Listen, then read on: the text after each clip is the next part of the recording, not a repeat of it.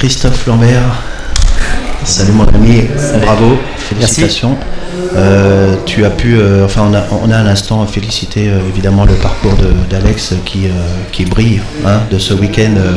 Il s'attendait à prendre une sentence en finale évidemment parce que au-delà du jeu que tu as développé, on connaît aussi ton habitude de ces finales, surtout que tu es chez toi. Oui. Dis-nous, aujourd'hui, ce qui s'est passé, tu étais déterminé, tu voulais pas laisser une chance, pas un espoir. J'ai essayé de me faire plaisir, voilà, c'est mon secret, c'est d'essayer d'être appliqué dans ma manière de jouer. Ça va aller plus loin, forcément, je l'ai vu jouer hier, il a sorti des têtes d'affiche, il a été très solide, c'est un petit jeune que j'apprécie beaucoup parce qu'il est très talentueux, il est classe dans sa manière de jouer et ça c'est très important pour l'avenir de notre sport. Et je te parle même pas du comportement humain qui est d'une éducation exemplaire. Ouais. Donc c'est quelqu'un que j'apprécie beaucoup. C'est toutes les bases du billard. Hein. C'est ça. C'est ce qu'on souhaite avoir. Et donc c'est top d'avoir des jeunes qui arrivent. Donc la dernière finale c'était contre Alexis Klinka.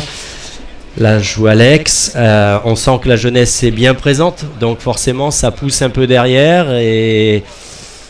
Et voilà, moi quand je fais un petit peu un bilan de ma carrière, il y a quelques années de passé quoi. Donc je vois les jeunes arriver et je suis super content en tout cas parce qu'il y a quand même un encadrement autour de la Fédération française de billard où on voit quand même que la jeunesse est bien positionnée pour à des manières de pouvoir s'installer pour s'entraîner. Il y a quand même du suivi. Donc moi j'ai pas connu ça à mon époque. Bien sûr. Donc on sent vraiment que les jeunes ont envie de bien faire et c'est franchement superbe de voir ça. Même, il y a quand même un même mais dedans parce que j'ai pas envie de leur laisser la place encore maintenant. Ouais. C'était ça la chute, c'est que oui, je les vois arriver, ils vont essayer de nous pousser et ils nous poussent. Maintenant, il va falloir nous mettre en dehors de la table. C'est encore un peu difficile parce qu'on a... Je parle des grands comme Christophe Thébault, Yannick Beaufils, Paul Colderic, Roger Dumortier. Tout à fait. Qui ont du métier. Voilà, c'est vrai que des finales, on en a joué des centaines, je pense. Donc on a cette habitude d'arriver, de préparation. Mais bon, il y a bien un moment où ces petits jeunes viendront vraiment nous taper sur la tête, c'est certain. C'est vrai que le parcours qu'il a effectué hier, et notamment au pénalty contre Christophe Thébault, après Kevin Lelon, il a eu des sensations, lui, des ascenseurs émotionnels de ouf. Complètement. On peut s'apercevoir aussi de la dangerosité d'un gamin comme ça qui s'entraîne 5 heures par jour. On a bien vu que tu étais décidé, toi, aujourd'hui, et que tu n'as pas laissé place, ne serait-ce qu'à une once d'espoir pour qu'il puisse remonter, parce que 6-2, finalement 6-3, 6-4, on sait que à tout moment ça peut basculer. Tu as fait aussi des super choix et des coups magnifiques. Hein. Oui, j'ai pas été mauvais sur cette finale, je pense. Oui, j'ai été très offensif, j'ai été chercher beaucoup d'attaques, mais je me sentais à faire de belles choses. C'est pas évident sur ces tables parce que le billard roule beaucoup et on commence à s'habituer un petit peu, on commence à faire des choses. Mais dès que tu lâches un peu ta concentration, tu peux vite te trouver dans les embarras. Tu as vu la première partie? La première partie en est une preuve. Hein. Tu laisses la noire en poche. Bien sûr. S'il fait un coup, tu lui donnes 2 coups, il ferme pas, mais s'il ferme, c'est la même. Hein. La première était très importante. C'est vrai que je suis un peu court sur le placement de la noire. Je la joue vraiment de mesure pour me dire au pire, bon, je choisis quand même la poche où il y a sa jaune derrière, donc je me laisse encore une opportunité. Tu pouvais claquer la bande et puis mais tu t'es dit, au pire des cas, si elle reste en poche, c'est pas mal, et la preuve, ça t'a souri parce que tu l'apprends alors qu'il y aurait pu avoir 100 ans. Bien sûr, je peux pas m'amuser réellement. Si vraiment j'avais senti ou s'il y avait plus de billes à la bande, oui, j'aurais peut-être tenté la bande.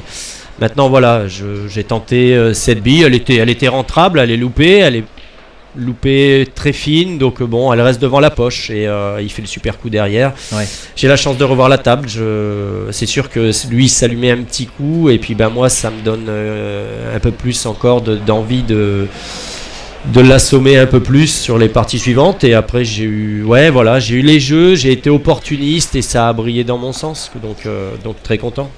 On fait une petite parenthèse sur ton 147. Bravo. Hein. Merci. Parce qu'officiellement, on a vu les photos, on en a rigolé, mais quelle pression on doit avoir quand on fait un 147 comme ça dans une salle où tout le monde se tait et tout d'un coup on se dit attends, fais gaffe, il est sur un 147.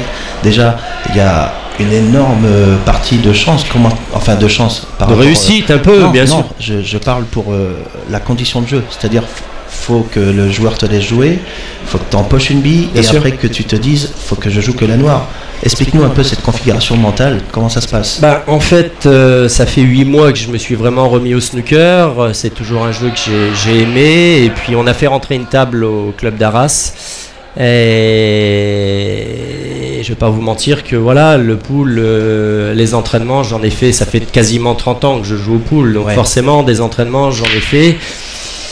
Je manque un peu d'envie et le snooker c'est un jeu qui me plaît depuis des années et puis du coup voilà, j'ai commencé à m'y prendre légèrement au jeu et puis j'ai commencé à faire quelques breaks, à me faire des petites séances d'entraînement, mais des séances d'entraînement qui pouvaient arriver jusqu'à des 5-6 heures d'entraînement sans voir le temps passer. En regardant je disais tiens, il va falloir que j'aille chercher Liliana à l'école et quand je rangeais ma queue de billard j'avais encore envie de jouer. J'ai dit waouh, ça fait trop longtemps que ça m'est pas arrivé ça. Ça c'est bon. Et puis donc du coup, voilà, d'entraînement en entraînement, j'ai commencé à faire des breaks de 50, 80, après j'ai commencé à faire mes premiers centuries. Sympa, j'en faisais 1 par semaine, après j'en ai fait 2 par semaine, après j'ai réussi à en faire 5 dans la soirée. Oui, parce qu'on peut se dire on fait un 147, on met les billes, voilà, on a joué 15 fois la noire, mais là, en configuration de jeu, c'est-à-dire que le gars il casse et à un moment, tu te dis c'est maintenant. C'est ça. C'est ça qui est ouais, alors maintenant, oui et non, j'ai démarré par la noire, alors... Pour la petite anecdote, hein, je joue régulièrement avec un ami à moi qui s'appelle Patrick Molinaro. Oui. Et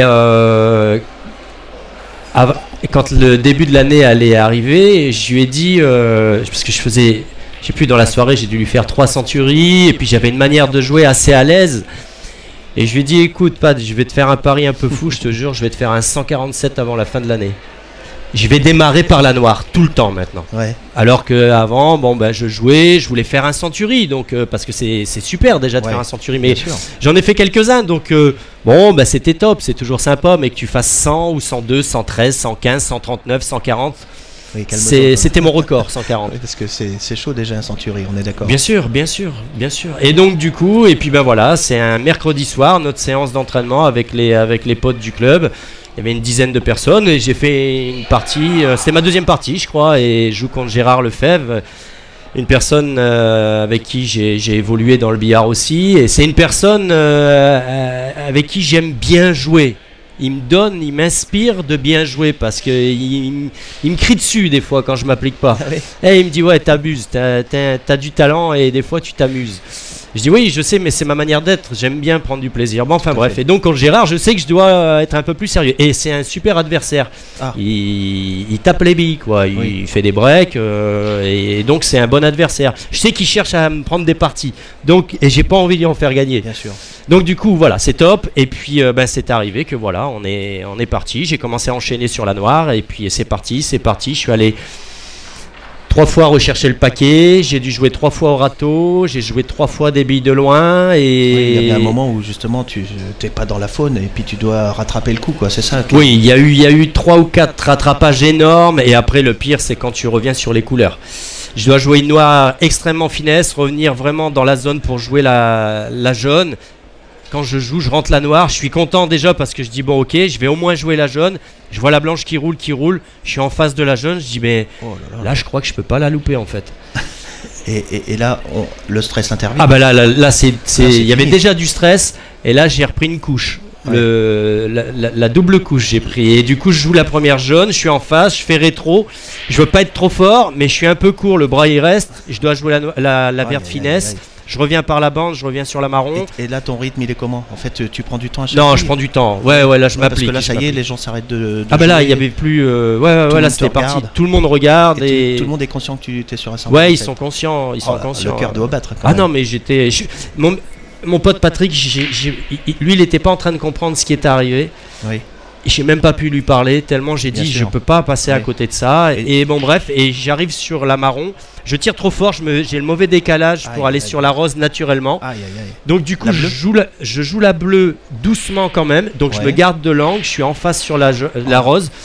Je tremble de partout. Bah oui. Il y a plus rien qui. J'étais en zone de turbulence.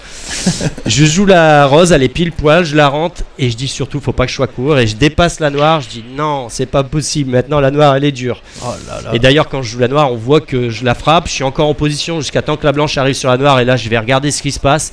Je vois la noire qui part, je dis waouh, elle est quand même un tout petit peu loupée, elle fait une demi-seconde dans la poche et là elle tombe.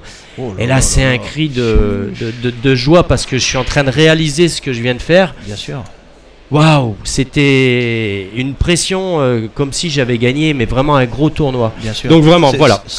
Voilà, fallait souligner quand même le côté important du cérébral, enfin du côté technique, mais aussi la tête, parce que là, faut pas. Bien sûr. T'imagines, tu loupes la rose, tu loupes la marron, tu t'en veux quoi.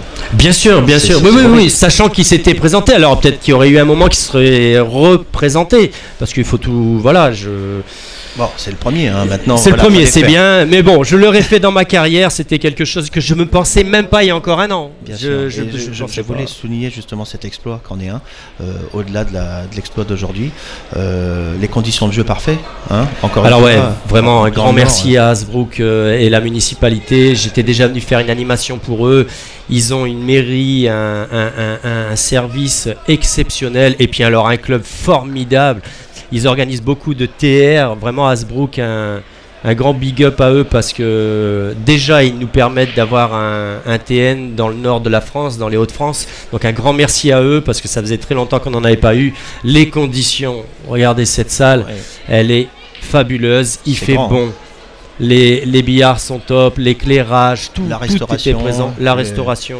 Le mode là-bas où on peut être tranquille, regarder le terrain de foot, ils sont bien ici. Hein. Non, c'est top, c'est top. Ouais, je suis vraiment très très fier d'eux, de ce qu'ils ont fait et vraiment un grand merci à la mairie d'Hasbrook et tous ceux qui ont pu faire que cette compétition ait eu lieu ce week-end. En tout cas, c'est fait. Merci Christophe. Merci, merci Dave. Merci. Le petit coucou à ta femme et à ta fille encore. Oui, un petit coucou forcément à Liliana. Toujours une pensée pour ma petite fille et ma femme Leïla quand je joue. Et puis aussi, voilà, on peut pas souligner tout cela et pas dire un grand merci à LSEI qui permet aux Web TV spectateurs de pouvoir nous suivre et on voit encore cette progression. Magnifique, moi je suis hyper charmé par le travail de Marco et toute son équipe.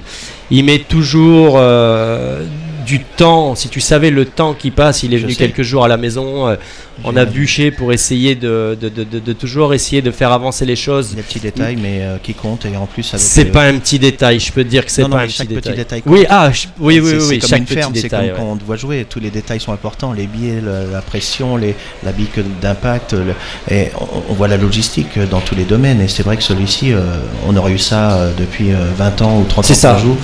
C'est ça. C'est de mieux en mieux, on peut effectivement. Donc, moi, je voulais dire un grand merci à LSEI et Marco en particulier, parce que si aussi je brille encore aujourd'hui, c'est aussi grâce à lui.